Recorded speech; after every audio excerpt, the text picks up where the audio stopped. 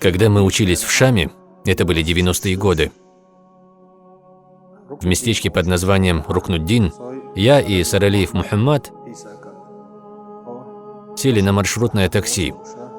Зайдя в автобус, мы заметили Саида Рамадана Аль-Буты, который возвращался с места работы, да помилует его Всевышний Аллах. Во время проезда Мухаммад расплатился за него и за нас. Спустя некоторое время, когда шейх хотел заплатить за проезд, ему сказали, что его проезд уже оплачен. После этих слов он повернулся в нашу сторону и спросил нас: «Вы чеченцы?» Мы сказали: «Да, мы чеченцы». «А откуда вы узнали?» На что он сказал: «Я знал, что только чеченцы проявляют такой этикет. Вследствие этого я и узнал».